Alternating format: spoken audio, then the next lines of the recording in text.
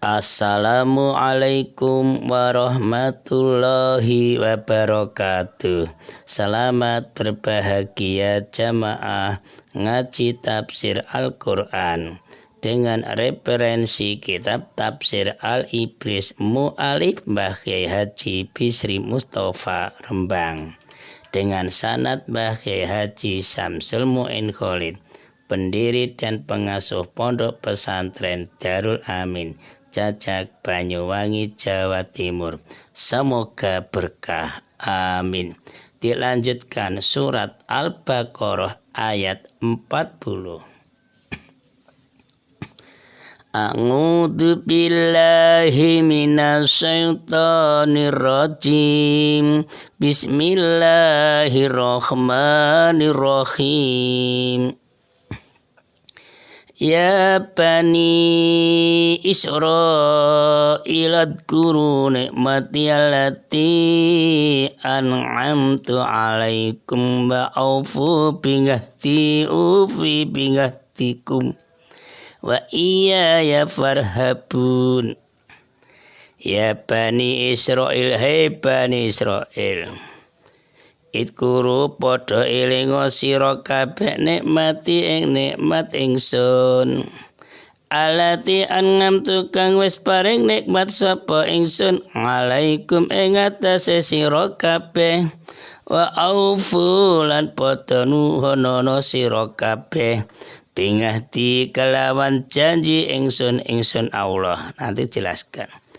Ufi bingahtikum, ufi mongko janjeni sapa ingsun bingahtikum kelawan janji ingsun ing sira kabeh, wa iya ya lan ing ingsun dhewe farhabuni mongko wetiya sira kabeh ing ingsun. Ada ya mutakalim farhabuni.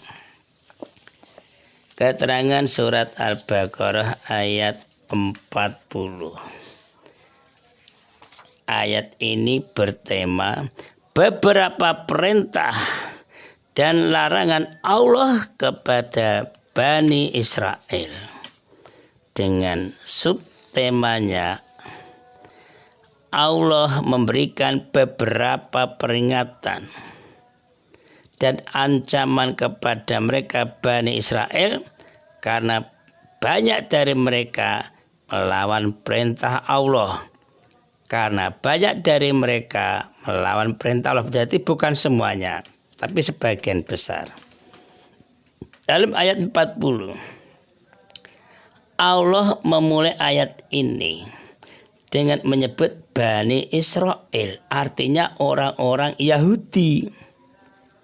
Karena mereka lah orang Bani Israel lah bangsa yang paling dahulu mengemban kitab Samawiyah, yaitu kitab Taurat, kitab Zabur, kitab Injil, sampai kitab Al-Quran. Dan karena di antara mereka terdapat pula orang-orang yang paling keras memusuhi orang-orang yang beriman kepada Kanjeng Nabi Muhammad SAW. Di antara mereka, bukan semuanya. Dijelaskan itu dikira semuanya menentang. Kalau mereka masuk Islam, maka hal itu merupakan alasan yang kuat yang dapat diarahkan kepada orang-orang Nasrani dan orang kafir yang lainnya yang tidak mau beriman. Karena bangsa Yahudilah yang paling dahulu berjanji kepada Allah bahwa mereka akan beriman kepada setiap nabi diutusnya. Ini janjinya, beriman kepada setiap nabi yang diutus Allah apabila telah ada bukti-bukti yang nyata. Kita ketahui Israel adalah gelar yang diberikan kepada Nabi Yakub alaihissalam. Karena itu keturunannya dinamakan dengan Bani Israel. Memang Nabi Yakub terkenal sebagai hamba Allah yang soleh, yang sabar dan bertawakal. Gelarnya Israel. maka Allah memanggil anak cucu Yakub dalam permulaan ayat ini dengan sebutan Bani Israel. Nah, untuk mengingatkan kepada mereka orang-orang Bani Israel agar Bani Israel mencontoh nenek moyang mereka, yaitu Nabi Yakub sampai Nabi Ishak sampai Nabi Ibrahim dalam hal keimanan, dalam hal ketaatan, dalam hal kesolehan dan ketakwaan dan kesabaran serta sifat-sifat lain yang terpuji. Maksudnya kan gitu, biar ngikuti nenek moyangnya itu loh. Hal ini disebabkan karena pada waktu turunnya Al-Quran diturunkan kepada Kanjeng Nabi Muhammad SAW, tampaklah gejala-gejala, penyakit-penyakit, tanda-tanda bahwa tingkah laku Bani Israel itu sudah melampaui batas dan jauh menyimpang dari ajaran-ajaran dan dari sifat-sifat nenek moyang mereka. Terutama ini sikap Bani Israel terhadap Al-Quran yang diwahyukan Allah kepada Kanjeng Nabi Muhammad SAW. Orang Bani Israel sebagian besar ini tidak mau beriman. Kalau Al-Quran itu adalah wahyu Allah, enggak beriman, enggak percaya. Bahkan Bani Israel itu mendustakan kenabian, enggak percaya Kanjeng Nabi, mendustakan kerasulan Kanjeng Nabi Muhammad SAW. Seharusnya lo ini, kan seharusnya bangsa Bani Israel itu yang paling dahulu beriman kepada Kanjeng Nabi. Loh, kok gitu? Kok seharusnya? Sebab apa? Berita tentang kedatangan Al-Quran, kedatangan Kanjeng Nabi Muhammad SAW itu telah disebutkan, dijelaskan dengan jelas lebih dahulu di dalam kitab mereka, yaitu kitab Taurat. Itu sudah jelaskan, jelas, mutlak itu.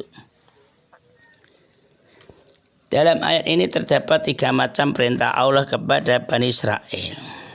1. Perintah Allah kepada Bani Israel agar Bani Israel senantiasa mengingat nikmat-nikmat Allah yang telah dilimpahkan kepada mereka dan harus mensyukurinya dengan lisan dan perbuatan. Lah wujud nikmat-nikmat tersebut memang tidak diterangkan dalam ayat ini, tetapi yang dimaksud antara lain bahwa Allah telah memilih nabi-nabinya Allah dari kalangan mereka. Memang kebanyakan nabi-nabi itu dari kalangan Bani Israel.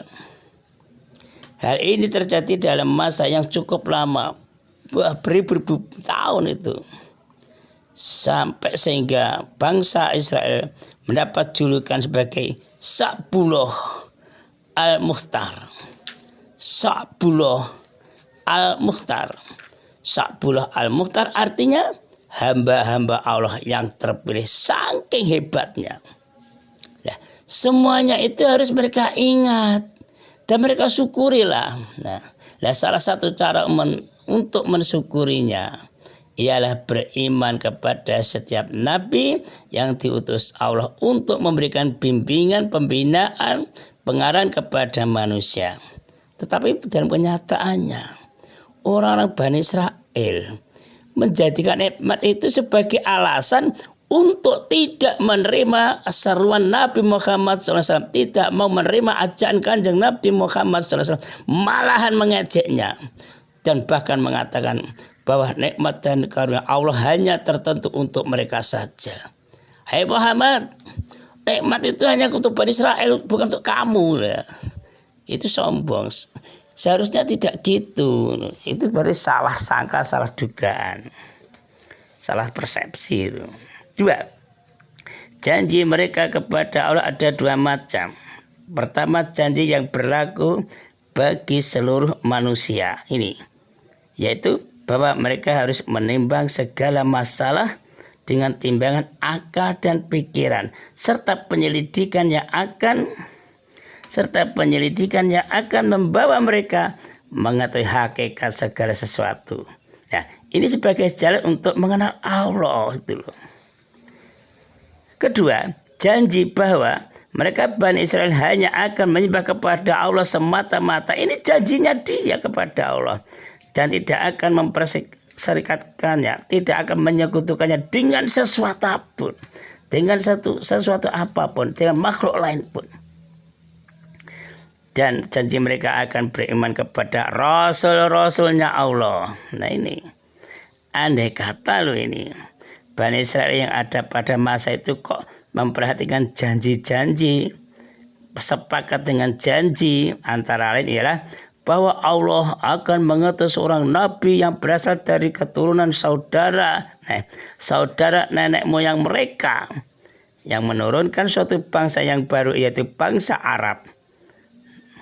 Nenek moyang mereka itu aslinya Nabi Ibrahim, punya anak Nabi Ishak dan Nabi Ismail itu. Niscaya mereka beriman kepada Nabi Muhammad SAW, dan pasti pula mereka Bani Israel mengikuti petunjuk yang diturunkan Allah kepadanya. Dengan demikian mereka akan termasuk orang yang memperoleh kemenangan kok. Hasilnya kan gitu. Tapi sebaliknya, jika mereka memenuhi janji kepada Allah, inilah maka Allah akan mengizinkan mereka untuk menetap di tanah suci Palestina. Ini kalau ikut betul aman, dan mereka akan diberi kemuliaan serta kehidupan yang makmur. Kenyataan menunjukkan disebabkan karena rasa takut dan khawatir terhadap satu sama lainnya. Masya Allah. Itulah. Yang ketiga, agar mereka hanya takut kepada Allah semata-mata. Perintah ini diberikan Allah kepada Bani Israel karena kenyataan menunjukkan bahwa Bani Israel itu tidak memenuhi janji-janjinya kepada Allah. Nah, contohnya, mereka tidak mau beriman kepada Nabi Muhammad SAW. Tidak percaya kalau Nabi Muhammad utusan Allah, tidak percaya. Ini contoh. Hal itu disebabkan karena rasa takut mereka terhadap satu sama lain, merasa dirugikan, merasa dihancurkan, merasa dilengsarkan kedudukan. Itu penyakit-penyakitnya itu. Maka Allah memerintahkan agar Bani Israel hanya takut kepada Allah semata-mata, dan jangan takut kepada selain Allah. Sebab apa? Karena hanya Allah sajalah yang menguasai segala persoalan. Ini hanya Allah sajalah yang menguasai segala persoalan. Kita juga gitu, semua persoalan milik Allah, serahkan pada Allah. Allah lah yang telah memberikan nikmat yang begitu besar pada Bani Israel. Allah lah yang kuasa untuk mencabut kembali nikmat itu dari tangan-tangan Bani Israel. Dan Allah lah yang akan menyiksa, mengazab mereka, orang Bani Israel. Karena apa? Tidak mensyukuri nikmat. Seharusnya mereka Bani Israel itu tidak merasa takut terhadap sesamanya. Karena apa? Khawatir akan hilangnya sebagian dari keuntungan mereka, kedudukan mereka. Atau yang akan terjadinya malapetaka atas diri bangsa Israel karena mengikuti yang hak dan menyalahi kemauan permintaan dari para pemimpin mereka. Allah itu lebih kuasa daripada pemimpin itu. Insya Allah dilanjutkan ayat 41. Assalamualaikum warahmatullahi wabarakatuh.